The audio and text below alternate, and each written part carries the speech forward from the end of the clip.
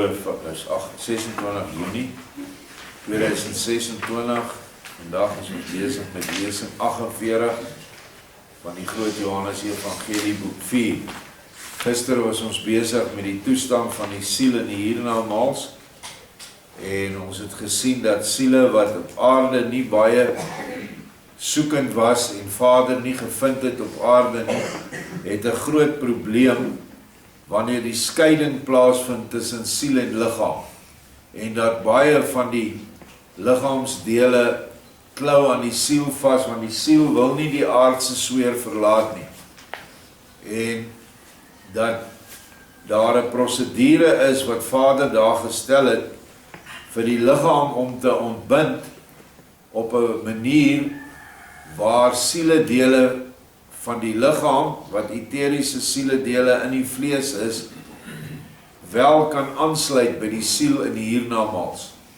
En dat as ons dit kort knip deur te veras, ons groot skade aan daardie persoon se, kan ons maar amper sê, sy vordering aan die ander kant maak. En ons het wel gesê dat as dit nie sy wil was nie, want gister na diens het mense my gevra, maar my pa wou nooit veras word nie, hy het gesê hy wil begrawe word, maar my ander familie het besluit en dit gedoen. Toe sê ek net daar, al wat dit sê is, dat dit nie sy wil was nie, sy eksplisiete wil nie, dan is daar genade vir hom aan die ander kant, want vir Vader is niks onmoontlik nie. Maar daar moet meriete wees, en in so 'n geval glo ek is daar meriete. Nou ja, gaan ons verder met ons bespreking van siele, en die opskrif lei verdere ontwikkeling van die arme siele in die hiernamaals. Wat is hierdie arme siele? Want jy kan tog nie eiendom besit aan die ander kant nie. Dis siele wat arm is in die liefde vir Vader en liefde vir die naaste. Dit is die arme siele. 'n Ryk siel aan die ander kant is 'n siel wat verskriklik groot liefde het vir Vader en vir sy naaste. Dit is die rykdom. Alles aan die ander kant word gemeet in mate van liefde. So bou jy ook jou innerlike huis waarin jy vir ewig gaan lewe aan die ander kant, deur liefde. Daar is nie ander boustene nie. Hier by ons op aarde kan ons met klip bou, met bakstene bou, met allerhande goed, hout, staal, kan ons huise bou. Aan die ander kant kan 'n huis net gebou word in liefde. En die bouwerk wat jy het, waarin jy gaan intrek aan die ander kant, moes jy aan hierdie kant, in die vlees, moes jy die liefde gedoen het. En nou staan jou huis. Elke mens wat hier in liefde vir Vader besig is, en liefde vir die naaste, het 'n geestelike huis waarin hy gaan intrek aan die ander kant. Maar onthou, jy bou elke dag aan jou huis, en jy kan elke dag jou huis afbreek, deur dinge te doen wat nie in Vader se orde is nie. En dit is moeilik as jy eers iets afgebreek het, om dit weer reg te stel. So ons moet elke dag bedag wees daarop, om net te bou aan ons huis. En al hoe jy dit gaan doen is, wees net altyd in die liefde. Moenie uit die liefde gaan nie. Moenie mense haat nie. Moenie mense vervolg nie. Wraaksugtigheid. Al die ander eienskappe van die geestelike wat verkeerd is. Onvergewensgesindheid. 'n groot probleem met meeste van ons mense. Want daai onvergewensgesindheid is 'n eienskap wat jou huis tot niet maak aan die ander kant. En dan gaan jy in 'n toestand aankom aan die ander kant, jy het dalk 'n goeie lewe gelei, of jy het so gedink, maar jy het te veel mense wat jy nog te nagekom het, omdat jy dink hulle het jou te nagekom. Dit is hoekom Joshua se leer tot op die letter uitgevoer moet word aan hierdie kant, sodat jy verseker is dat jy 'n huis het om in te gaan bly. Want as jy nie een het nie, is dit niemand anders se skuld nie. Daar's nie 'n regter wat vir jou staan en sê, hierdie bokke gaan nou na die hel toe en hierdie skape gaan nou na die hemel toe. Dit is simboliek in die skrif, jy self is jou eie regter. Jy moet besluit om die goeie te doen, en dit word voorgestel deur die skape, en as jy opstandig is, dan doen jy bok dinge, en dan gaan dit jou huis affekteer. Want hulle vader het 'n bok gekies in die skrif as voorbeeld, omdat dit 'n opstandige dier is. Jy kan nie daai ding behandel soos 'n skaap nie. Ek het die goed op 'n stadium 'n paar hier gehad, so 50. Ek sê vir jou, jy jaag hulle uit in hulle wei, en hier by 11 uur, 12 uur, as die een se neus net wind kry, dan gehaal jy hulle 5, 6 plase van hier af, wei hulle. Hulle is absoluut eiesinnig, en maak net wat hulle wil. En dit is wanneer ons daai gedrag openbaar, dan sal ons ook deel wees van hierdie arme siele, waarvan ons gister gelees het, dat dit glad nie so lekker is daar nie. Dit is 'n alleenheid, dit is 'n vaal, absolute sieldodende toestand waarin jy is, vaal grys toestand, waar niks groei nie, daar is nie 'n blommetjie nie, nie 'n boom nie, net rots, klip, sand, en jy het 'n verskriklike dors en 'n honger, en daar is niemand om jou nie, wat natuurlik nie 'n straf is van Vader nie, maar juis die siel se beskerming teen ander slegter geeste, wat die siel nog slegter kan maak. Want jy moet een ding onthou, wat daai ou het, of daai vrou het, wanneer hulle in daai toestand nou hulle self alleen bevind. Meeste van hulle het nooit geglo in die lewe hierna nie. Nou sien hy maar hy lewe, maar hy sien hierdie lewe is glad nie lekker nie, dit is 'n baie, baie erge lewe. En nou kom hy in opstand, en begin hy God vloek. Hy begin alles vloek wat hom in daai toestand gebring het, terwyl dit absoluut sy eie gevolge is wat hy moet dra. En dis baie moeilik vir so 'n siel om nederig te word en om vergifnis te vra. Joshua het baie voorbeelde vir ons gegee in die nuwe Openbaring. Ons gaan nou aan met hoofstuk 91. Joshua is aan die woord. As volgens hierdie onveranderlike beginsel, wat vir die bestaan en die lewe uiters noodsaaklik is, 'n sogenaamde arme en naakte siel aan hierdie kant, direk met 'n gees, soos wat ons Raphael byvoorbeeld een is, hy is een van die 7 aartsengele, in kontak sou kom, dan sou sy onmiddellik op gelyke wyse verslind word daardeur, soos wat die see 'n enkele waterdruppel opsluk.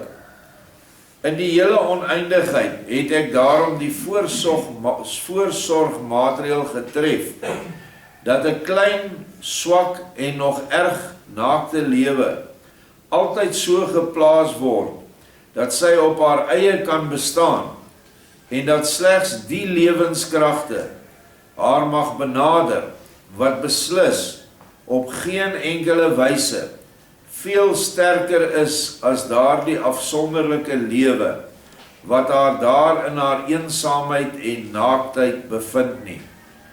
Hoekom is hierdie siel naak? Omdat hierdie siel nie 'n kleed van liefde gedra het toe sy op aarde geleef het nie. Daar was geen omgee vir enige ander mens nie, net self. En dit is die naaktheid. En die naaktheid kom dan ook ooreen met werklike naaktheid. Aan die ander kant is siele ook geklee, maar met geestelike kleding. Hier op aarde is ons geklee met materiële kleding.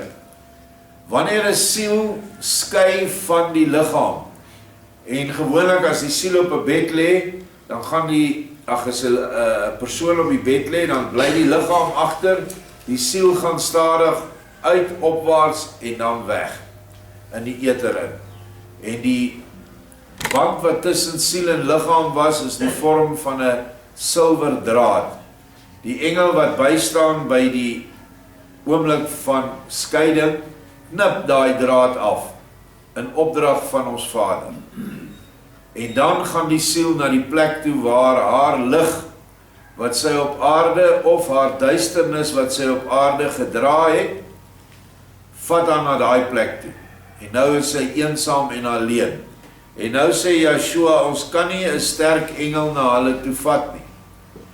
So, na 'n lang tyd van eensaamheid, wat siele getuig in die nuwe openbaring, dat dit voel soos miljoene jare, kom hierdie siele nou in aanraking met ander soortgelyke siele, wat ook so duister was.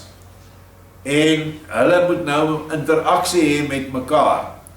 En uit die aard van die saak, omdat hierdie siele net ingestel was op hulle self, is dit presies hoe hulle dan optree teen die ander een. En wil hulle die ander ene te nakom, of in die ergste gevalle probeer hulle om mekaar te vernietig. Dit is wat in die diepste hel gebeur. 'n Siele is gedurig deur besig om ander siele dood te maak. Maar nou sê jy my kan sê, maar is mos nie moontlik nie. Nee, dit is nie, want 'n siel kan nie sterf nie. Maar hulle het wapens, en hulle val mekaar aan. En die pyn van dood is 'n werklike ervaring. So as hulle 'n spies deur jou sielsliggaam druk, dan gaan jy hierdie dood voel, soos wat baie erger as wat dit op aarde sou gevoel het as 'n spies deur jou bors gaan. Maar die verskil is net, hy kan nie doodgaan nie. En 15 minute later gebeur dit weer. En 'n ander ou slaat jou met 'n byl dood. Jy ervaar al die pyn, maar jy sterf nie. En so gaan dit aan en aan in die onderste hel.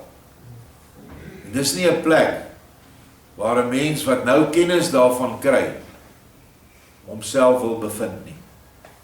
En enige mens wat 'n bietjie logika aan denke het, sal alles probeer om nie daar uit te kom nie. Want ek kan julle verseker, dit is nie lekker nie.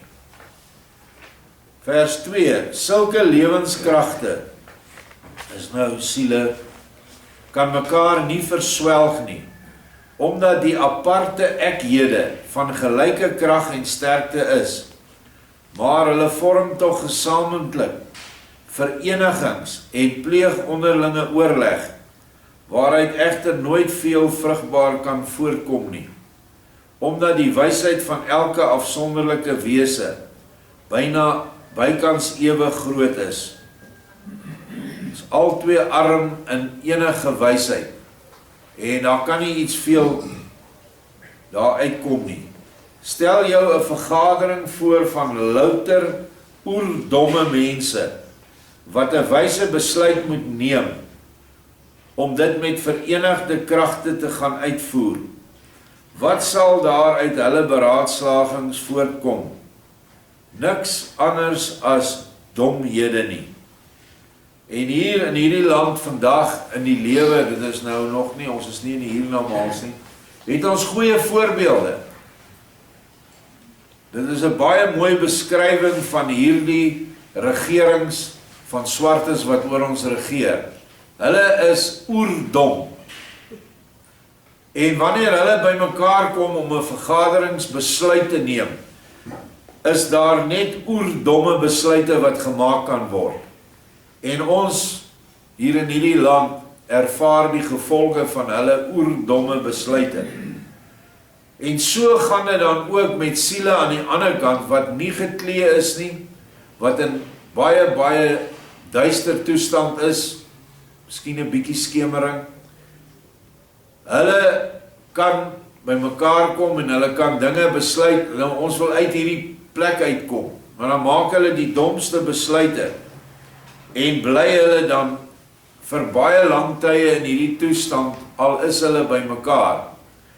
En as julle die boek, ek het gister genoem, die Biskop Martin se boek en Geestelike Son, en ook die pad van die hel tot die hemel, dan sal jy daaruit Vader vir ons voorbeelde gegee, waar verenigings of gemeentes weer by mekaar gebring word aan die ander kant. En dit is aan die heel onderste kant van die onderste hemel. is hulle almal bymekaar, en in hierdie geval wat hy ons gewys het, was dit 'n klooster van baie vroom vrouens. En hulle is weer almal bymekaar, soos hulle sterf word hulle daar opgeneem. En hulle ou Mother Superior is nog steeds daar, en sy is verskriklik streng, en hierdie arme vrouens het geen lewe daar nie. Maar dis al lewe wat hulle geken het, en hierdie lewe gaan nou voort aan die ander kant. Totdat daar iewers in daai oerdomme vergadering 'n bietjie lig in een persoon kom, dan kan die hele vergadering dalk gedraai word. Maar Vader kan nie 'n groot ligengel stuur om hulle nou op die regte pad te lei nie, want dan het hy hulle vrye wil geaffekteer. So die mens bly so lank in daai vals kerkdogma voortleef, totdat hy agterkom, maar hier is geen lewe hierin nie, hier is geen toekoms nie, hier is net dood. Dit kan nie die hemel wees nie, iets is verkeerd. Maar tog het hulle geleer deur van hulle biskoppe en kardinale en wat is Mother Superior in Afrikaans? Maar die hoofmoeder van die klooster geleer, dit is hoe dit moet wees. En onthou, hulle is daar met al die klomp apparate wat hulle so mee rondloop, al die vaandels, al die krone, al die gemors wat hulle op aarde dra hulle nou in die geestesfeer ook. Want dit is eintlik fiksasies van hulle verbeelding. Want wat daar gebeur by hierdie siele wat in duisternis is nie waar nie. Die enigste waarheid aan die ander kant is dit wat gebou is op die rots Yeshua. Dit is waarheid. Maar vir wesens wat nie waarheid geken het of nie dit kan beoefen aan die ander kant nie, weens swakheid, is die leuen vir hulle waarheid. Hulle sien dit as die waarheid, maar enige een wat van buite af inkyk, sal die belaglike gekke spul kan gadeslaan. Maar weer eens, siele van gelyke krag word by mekaar toegelaat, en hulle moet mekaar self verander. Soos ons op aarde, ek mag enige iets probeer om jou 'n ander opinie te gee, maar 'n engel kan nie kom en jou opinie vir jou verander nie. Ek moet altyd sorg dat jy kan sê ja, of jy kan sê nee. Maar al sou ek jou dwing, sou dit nie soveel skade berokken aan jou siel, as wat 'n engel dit sou doen nie, want dan is dit onomkeerbaar. So, die vrye wil is 'n verskriklike sterk krag, nie net hier nie, maar kragtiger so aan die ander kant. Moet dit nie vergeet nie. Ons het op hierdie aarde, en hoofsaaklik op die eilande, nog tot op hede, volkstamme, wat al sedert Adam se tyd, hulle eilande heeltemal ongestoord bewoon het. Dit is Kain se nakomelinge, wat nou nog op dieselfde trap van beskawing staan, as waarop hulle 2000 jaar gelede gestaan het. En hierdie woorde van Yeshua is sekerlik nog waar, en dan kan ons sê 4000 jaar gelede, ons is nou 2000 jaar verder. Waarom het hulle dan in hulle ontwikkeling geen tree vooruit nie, maar eerder 'n tree agteruit geneem, ondanks al hulle vele beraadslagings? Omdat die mees wyse onder hulle dommer en blinder is as die domste varkoppasser by ons. Maar as die mees wyse al niks weet nie, wat moet die ander wat raad by hom inwin dan weet? Nou ja, ons sien dit vandag op aarde, is hierdie oerdom volkstamme oral versprei, nie net op die eilande nie, want in die tyd van Yeshua tot nou het baie van die eilande mense het getrek na die vasteland Afrika toe. Yeshua gee vir ons in die boek Aarde en Maan inligting wat heeltemal anders is as wat ek en jy in die geskiedenis geleer het. Ons geskiedenis het geleer dat die Nguni stamme het van die noorde afgetrek na die suide toe. Joshua sê, die grootste deel van immigrasie in Afrika het van die kant van Madagaskar gebeur. En hulle het van daar af die kusstreke bevolk en toe later aan binnelands getrek. En dit is van hierdie nakomelinge van Kain, nadat Vader hom gemerk het. Daar's baie nakomelinge van Kain, wat voordat hy die merk gekry het, en die merk was, dat hy gebrand is in 'n laer orde, in 'n tipe van 'n natuursiel, wat gelukkig was in die bosse, en wat kroeshare gekry het, om aangepas te wees by hierdie toestand, en hy het swart, totaal swart geword. Die verhaal kan jy gaan lees in Huishouding van Elohim. Ek weet nou nie watter hoofstuk nie, maar is redelik vroeg in boek 1. Dit was Vader se genade.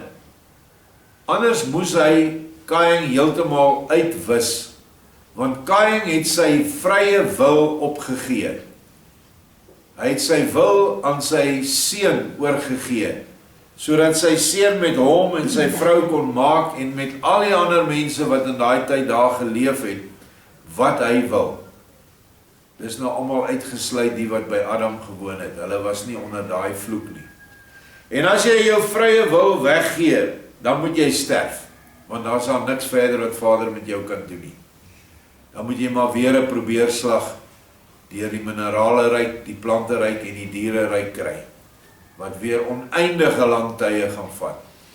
Maar hy was Kain genadig, en hy het vir hom toegelaat dat hy nakomelinge sou kry, en hulle het al voor die vloedse tyd, het baie van hulle weggetrek na Afrika toe, en baie na die ooste en afsuide na die eilande toe. Ek was al in Madagaskar, daai klomp nakomelinge van Kain, lyk 'n bietjie anders as ons swart is. Hulle is pikgiet swart, met swart hangpalms en swart voetsole, baie van hulle, nie almal. Ons noem hulle malgasse, maar hulle het wolkoppe, so hulle het alreeds weer met ander lyne in aanraking gekom. En ek wil nie nou ingaan op al die verskillende rasse lyne nie, maar jy kan dink aan as sulke mense by mekaar kom, dat daar niks anderste as domhede uit hulle kan voortvloei nie. Dit het ons die voorbeelde van kyk waar derde wêreld regerings is. Dis 'n totale gemors. As hulle nie gehelp word deur ander, meer beskaafde beskawings nie, dan bly hulle altyd in hierdie toestand. Daar is 'n eiland naby Indië, wat niemand mag opgaan nie. Ek kan nou daai mense se name vergeet, maar hulle is nog absoluut primitief soos hulle was seker 4-5 jaar gelede. En hierdie mense is mensvreters. Elke ou dom sendeling wat daar aangekom het om hulle 'n bietjie te probeer bearbei, het hulle opgevreet. En hulle is nog net soos hulle was. Presies soos wat Joshua hier sê. En dis hoe dit lyk aan die ander kant by hierdie arme siele. Hy verval tot die laagste voorbeeld van menswees wat ons ken hier op aarde. En dit is hoekom hierdie toestand absoluut vermy moet word deur ons. Omdat ons nou die kennis kry. Jahwe Vader sê in die skrif, moenie vark eet nie. Dat ons alle argumente, ja, maar die varke is nou in hokke en is nie meer tussen die mense wat hy rondloop en mense afval eet nie. Ons kan maar hierdie varke eet. Maar Vader sê nie vir jou hoekom jy die vark moet eet nie. Eers later nou met die wetenskap het ons agtergekom dat 'n vark eintlik 'n parasietplaas is. Die hele ding is 'n groot boerdery van allerlei soorte parasiete. Jy sit hom op die rooster, dan kom die parasiete bo uit, draai die mens hom net om en hy brand die parasiet dood en dink hy kan dit nou eet. So Vader sê nie altyd hoekom jy nie goed moet doen nie. En die Bybel is vol sulke riglyne en hy sê nie hoekom, wat gaan met jou gebeur as jy dit nie doen nie. Maar hier sê hy vir ons vandag, Dis wat met jou gaan gebeur as jy nie my leer van liefde absoluut getrou na gaan kom nie. Nou dan is jy mos nou dom, as jy nog voortgaan, om ongehoorsaam te wees. Nou sal die mense natuurlik die vraag stel, ja, maar waarom het Elohim dan geen profete, wat met sy gees vervul is, na sulke volke gestuur nie? Daarmee kom ons nou presies by die belangrikste punt. By hierdie volke woon nog veels te veel onryp en naakte siele. Die voorbeeld aan hierdie kant van die siele wat aan die ander kant naak en onryp is. 'n Hoër openbaring sou hulle verswelg en hulle in so oordeel opsluit, dat hulle nooit weer daaruit bevry sou kon word nie. Die hoogste en suiwerste waarheid sou hulle in die ergste ongeloof verander, en hulle self so daarmee vereenselwig, dat ek hulle uiteindelik met geen enkele middel nog self daaruit sou kon verlos nie. Hierdie mense is net nie geskik vir 'n hoër openbaring nie, want hulle besit nie die volheid van die gees van Vader nie. Daarom staan dit in die skrif, die son en die maan en die sterre is vir hulle gegee om te aanbid, maar jy Israel moet Jahwe jou God aanbid. In Micha 4 vers 5 dink ek, staan daar, julle kan julle eie gode, alle ander gode aanbid, maar Israel moet Jahwe hulle God aanbid.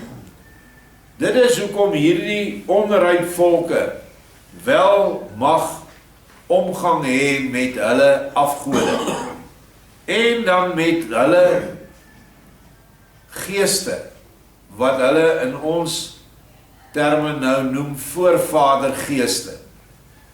Maar dis nie eintlik voorvadergeeste alleen nie, dit is wel siele wat op aarde geleef het, maar dit is bose geeste, dit is duiwels, dis dinge waarmee hulle daagliks in kontak kom, en moenie vir 'n swart man vandag sê, daar is nie iets soos 'n tokkelossie nie. Hy gaan vir jou lag, want hy ervaar hom, hy sien hom. En as ons bietjie meer na hierdie goed kyk, is dit, in geleerde terme noem hulle die manlike 'n incubus gees, en die vroulike 'n succubus gees. En hulle is kort, hulle is net omtrent so 3-4 voet, maar hulle is wesenkies wat kan materialiseer vanuit die geestesdimensie na die materiële dimensie waarin ons vandag is. En hulle rig baie skade aan. En hierdie swartes, meeste van hulle is verskriklik bang vir die goed.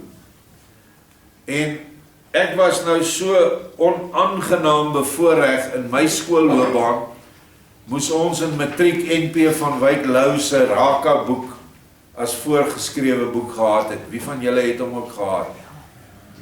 Wat 'n vieslike ding, as jy regtig gaan kyk in die hand van die gees. Daai Raka was niks anderste as 'n incubus gees, maar hy was nie kort nie, hy was mensgrootte. En hy het die vrouens verkrag wat kom water haal het by die rivier.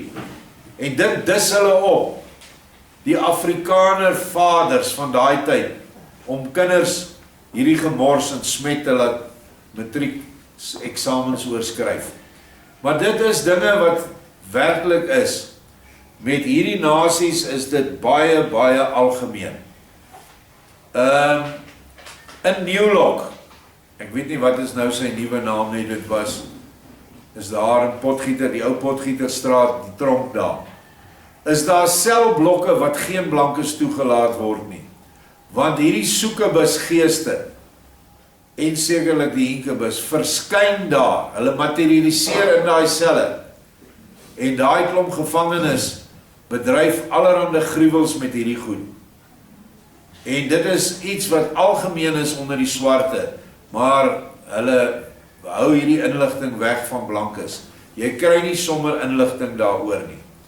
Ek het so op 'n stadium bietjie studie gedoen daarop, en 'n goeie boek wat jy kan lees is daai boek van ou Credo Mutwa, die ou toordokter, Indaba My Children. En daar beskryf hy waarmee hulle te doen het en die geeste wat hulle aanhang. En hy sê duidelik, dit is nie dieselfde as die wit man se gees wat deur die Vader aan hulle gegee word nie. Hy maak 'n duidelike onderskeid. En tog kan die klomp pastore en sendelinge nie genoeg in die lokasies kom om vir hierdie voorvader gees aanbidders Vader, Yeshua, te bring nie. Wat hulle nie kan verstaan nie. Hy sê hierdie groot openbaring, dis hoekom ek nie profete stuur nie. Dis hoekom hy sê in die skrif, gaan na die huis van Israel. Hy sê ek het net gekom vir die verlore skape om hierdie hoëre lering te bring.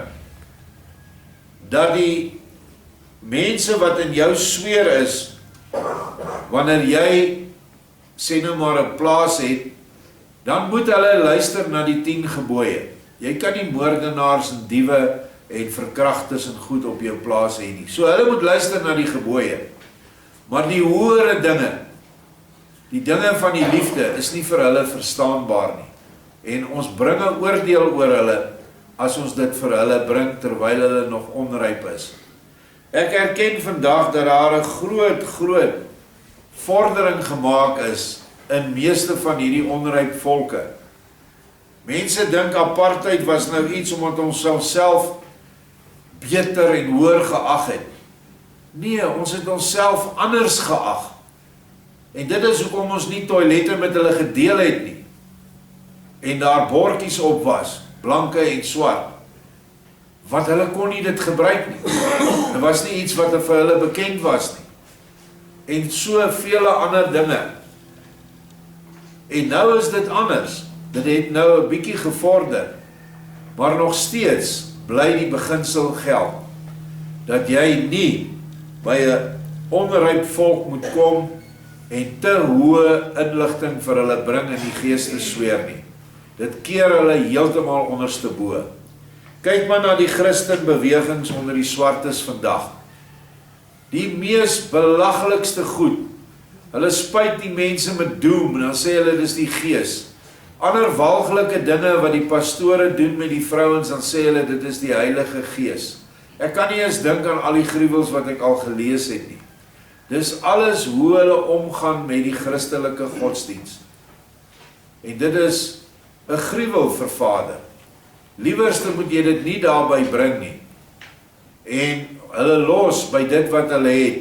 Want vir hierdie trip of roete op aarde wat hulle nou hier is dit goed genoeg. Daar is 'n lewe vir alle siele aan die ander kant. Ons moet dit altyd onthou. Dit is daarom noodsaaklik dat hulle nog ongeveer 1000 jaar bly soos wat hulle is. Eers na die tyd moet hulle besoek word deur suiwer verstandelik ontwikkelde mense. Let wel, nie geestelik ontwikkelde mense nie. En dan moet hulle egter nog lank geen onderrig aan hulle nie, maar slegs 'n voorbeeld gee wat hulle 'n bietjie verstandiger maak. So moet hulle meermale van tyd tot tyd so 'n verrassing kry wat hulle ietwat meer ontwikkel.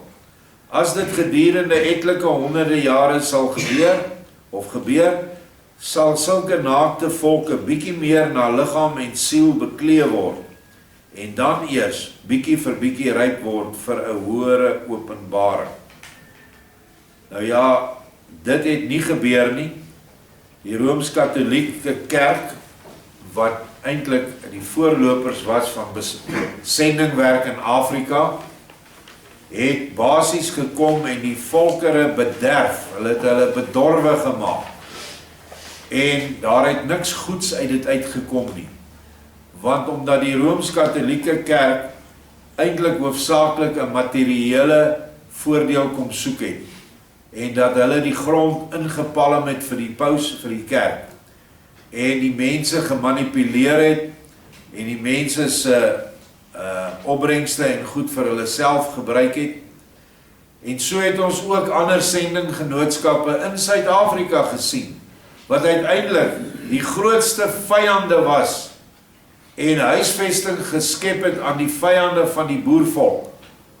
Al op die oosgrens was die gevegte aangehits deur sendinggenootskappe. Kan nog een se naam uit skool uit, nou Philips, kan julle dit onthou nog?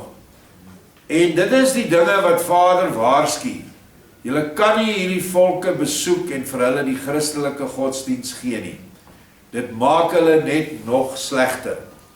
In Angola was die vestings vir die terroriste of vir die vyand, was sendingstasies. In Zimbabwe of die destydse Rhodesia was dit sendingstasies. En so ook in die res van Afrika. En het hulle van daar af gewere gekry en moorde kom pleeg hier onder ons volk, in die naam van die Jesus wat hulle van die Rooms-Katolieke en ander sendinggenootskappe gekry het. Dit is die praktyk, dit is die dinge wat gebeur het.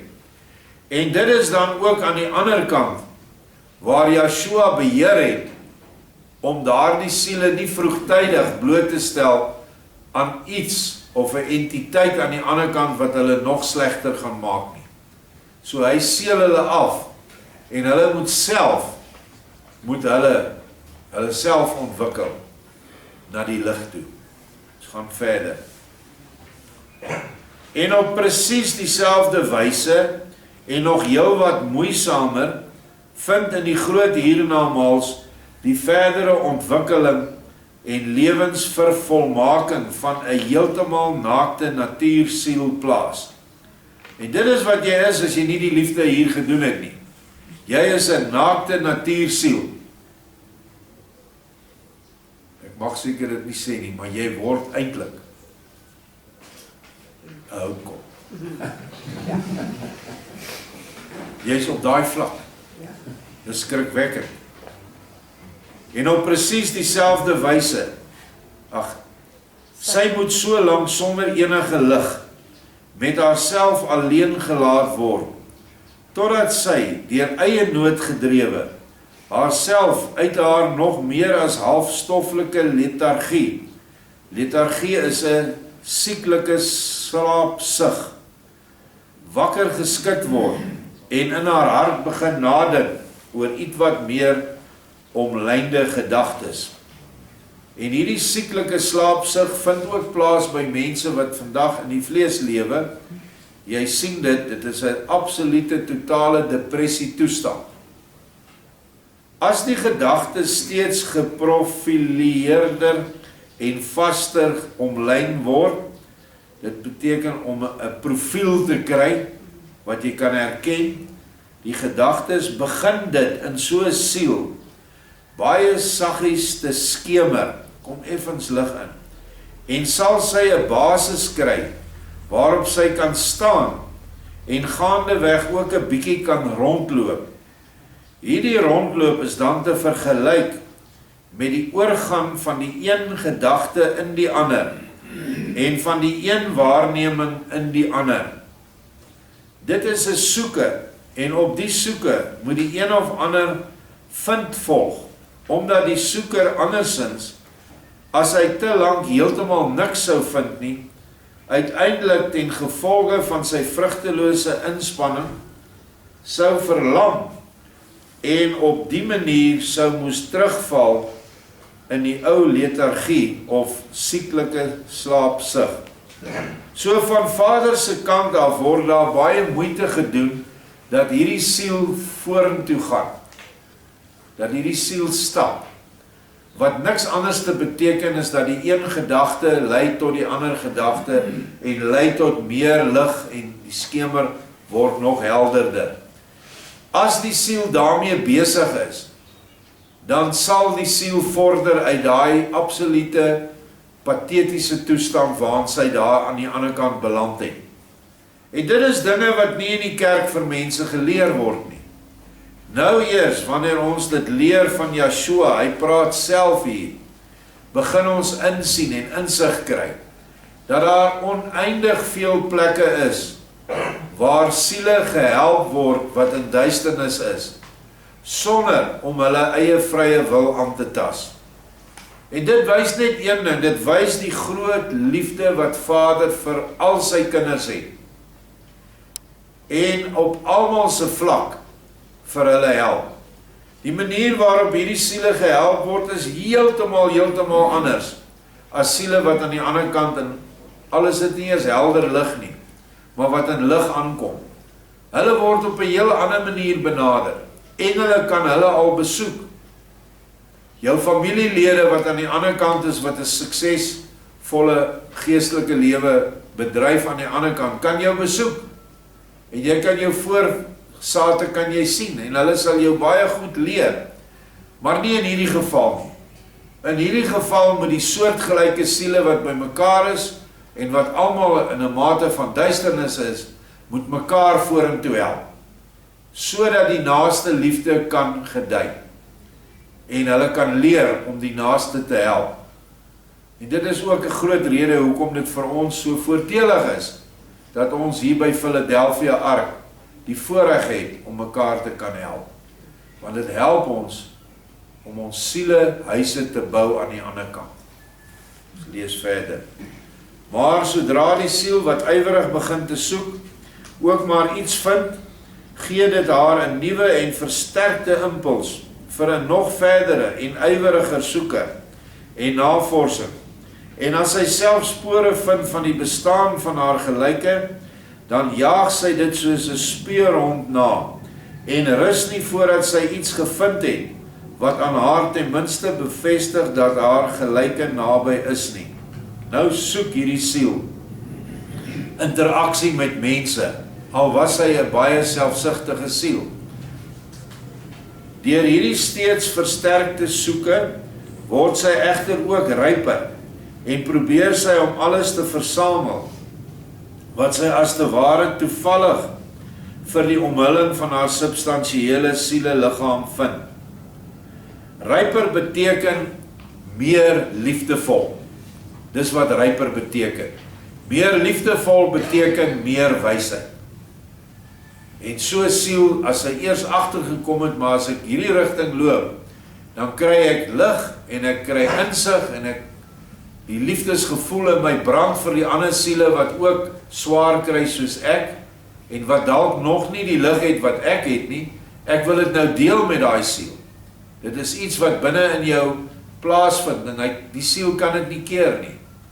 So dis wat nou daar gebeur. Hier en daar is daar ook iets te vinde, ook al is dit hoeskraal, om haar maag te vul, en om haar dikwels brandende dors te les. Want as die verlange in 'n siel eenmaal goed begin te groei, ten gevolge van die innerlike, steeds lewendiger wordende siel lewensvuur, dan kom daar altyd meer dinge, waarvoor in die siel 'n behoefte ontwaak.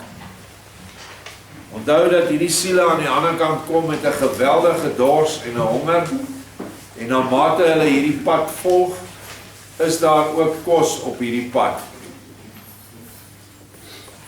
Op hierdie woestynpad waar daar nou niks is nie, is Vader se genade so dat hulle in die eerste geval, of vroeg in hulle pad wat hulle nou daar moet loop, kry hulle so effense groen mos, wat op die rotse groei, en hulle sak dadelik af, en hulle slurp daai mos op, want dit is al lewende kos wat daar is. En dit is al dan 'n teken dat die siele bietjie gevorder het, dan kry sy dit. Daar is 'n voorbeeld van siele wat in 'n groot kathedraal in Wenen vasgevang was, en Joshua saam met sy disippels, of sy apostels wat aan die ander kant saam met hom werk, daal toe af na hierdie geestelike stad toe.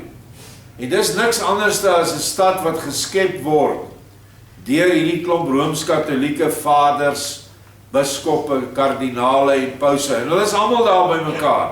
Hulle leef in hierdie illusie. En dan kom hulle by hierdie klomp, en hulle sê vir hulle, stop met hierdie nonsens wat julle nou mee besig is. Hulle is nou besig met allerhande afgoderye, met die beelde van Maria en ander saints of gestorwenes wat hulle aanbid.